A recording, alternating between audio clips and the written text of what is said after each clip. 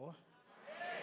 Louvar a Deus pelo privilégio que tem de voltar a esse local de culto, de adoração ao Senhor. A última vez que aqui estive foi em uma vigília. Me lembro que estava um frio abençoado. E aí eu passei mal e fui embora porque eu não aguentei o frio.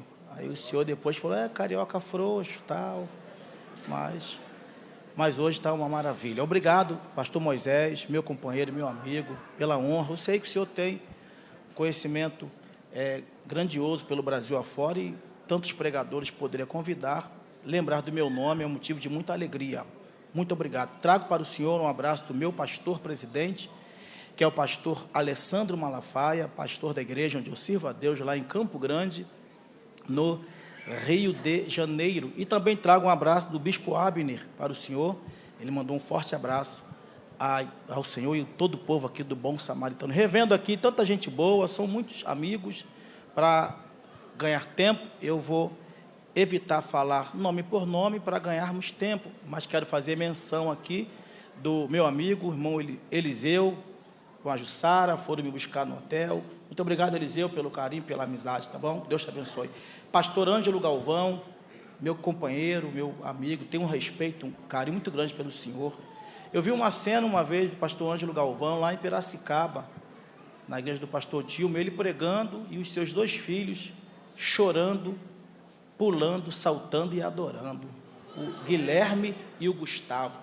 E como é bom o pai pregar e o filho adorar, porque tem pai que está pregando e o filho está assim, nada disso.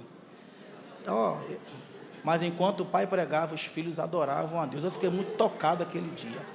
Que Deus abençoe ao Cleiton, ao Ítalo, ao Antônio Carlos, em nome do meu pai, a sua esposa, a Kellen, que Deus te abençoe, a todos de uma forma muito especial. Capítulo 5 do Evangelho, segundo escreveu Marcos. Marcos, capítulo 5. Pastor Jackson, meu companheiro, meu amigo, Deus te abençoe. Mateus, Deus abençoe. Marcos, capítulo 5. Eu estou em festa lá em casa, porque tem mais ou menos 15 dias que nasceu mais uma criança lá em casa. Eu sou pai de 3 meninos, o mais velho tem 22, o do meio tem 20, e depois de 20 anos, minha esposa ficou grávida de novo, e veio mais um menino, pastor Ângelo. Eu sou Luiz Mauro, meu mais velho é Luiz Henrique, o meu do meio é Luiz Otávio, o caçulinha é Luiz Mauro Filho, e se Deus ainda permitir, virá a Luísa Maura.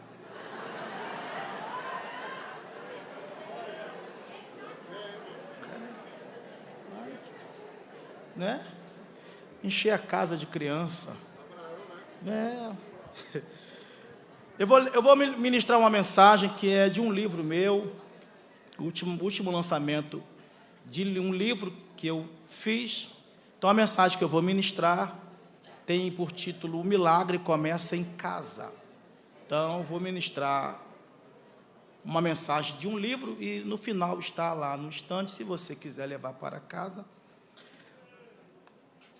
Capítulo 5, versículo 1 diz assim: E chegaram a outra margem. Diga, chegaram. Verso de número 10. E rogava-lhe muito que não os enviasse para fora daquela província. E andava ali pastando no monte uma grande manada de porcos.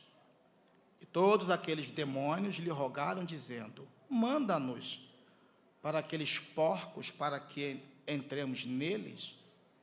E Jesus logo permitiu. E saindo aqueles espíritos imundos, entraram nos porcos. E a manada se precipitou por um despenhadeiro no mar. Eram quase 2.000, e afogou-se no mar. E os que apacentavam os porcos fugiram e o anunciaram na cidade e nos campos. E saíram muitos a ver o que era aquilo que tinha acontecido. E foram ter com Jesus. E viram o endemoniado que tivera a legião assentado, vestido, e em perfeito juízo, e temeram. E os que aquilo tinham visto, contaram-lhes o que acontecera ao endemoniado e acerca dos porcos. E começaram a rogar-lhe que saísse do seu território. E entrando ele no barco, entrando ele no barco, rogava-lhe o que fora endemoniado, que o deixasse estar com ele. Jesus, porém, não permitiu. Jesus disse não. Jesus não permitiu, mas disse-lhe: vai para a tua casa, para os teus, e anuncia-lhes quão grandes coisas o Senhor te fez, e como teve misericórdia de ti. E ele foi e começou a anunciar em Decápolis quão grandes coisas Jesus lhe fizera, e todos se maravilhavam. E você diz amém. Antes de você sentar, você vai falar para 3 pessoas, antes de sentar. Um recuperado, usado para recuperar. Diga aí para 3.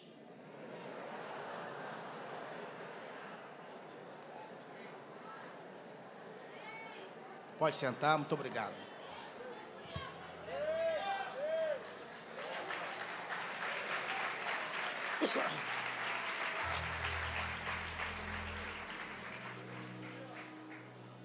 O texto lido é um texto que mostra Jesus ensinando na prática a obra da evangelização.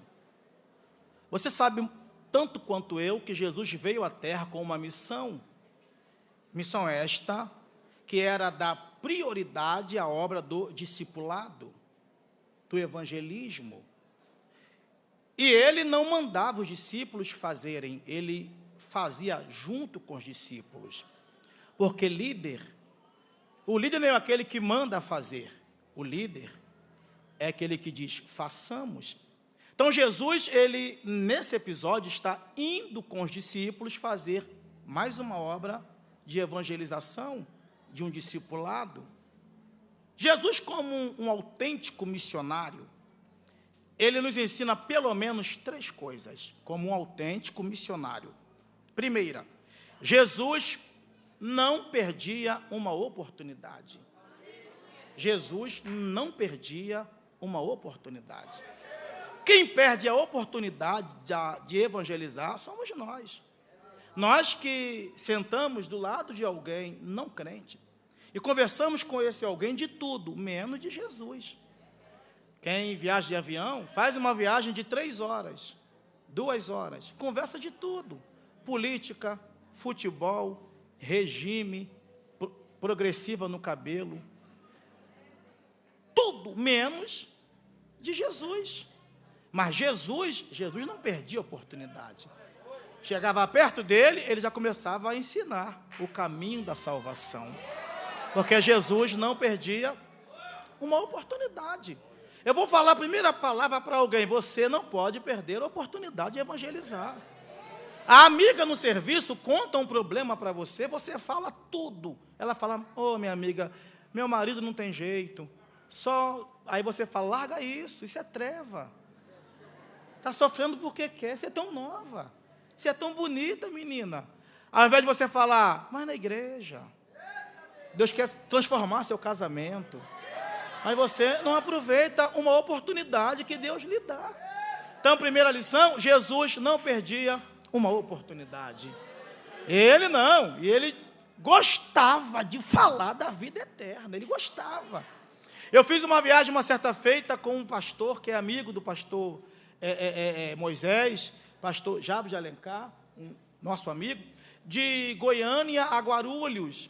Se não me falha a memória, 1h30, 1h40, não é isso, pastor Ângelo, que é um pastor que viaja há mais tempo. Eu era criança, o pastor Ângelo já viajava esse Brasil.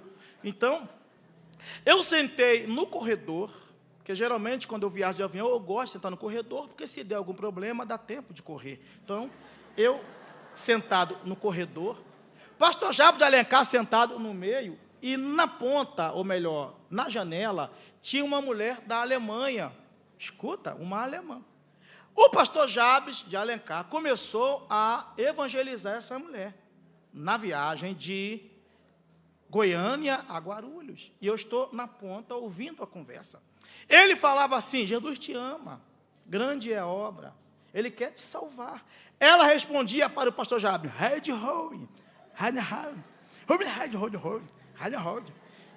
e ele continua. Ele tem um plano na sua vida. Ele quer te salvar. Ele quer te transformar. E eu estou olhando aquilo. E ela está... Quando nós pousamos em Guarulhos, ele falou para mim assim: Maurinho, ela vai se entregar agora, quer ver? Ele falou assim: quer Jesus? Se quer, levanta a mão e confessa seus pecados. A mulher levantou a mão e ficou com as duas levantadas. E ele falando para ela, diga isso, Jesus tem obra na tua vida, Ele quer te salvar. E ela, quando nós descemos e fomos pegar a bagagem, eu virei para ele e perguntei com todo respeito, falei: decano, por favor, enquanto ela falava, o senhor entendia alguma coisa? Ele disse: eu não entendia nada, mas de uma coisa eu sei, ela entregou a vida a Jesus.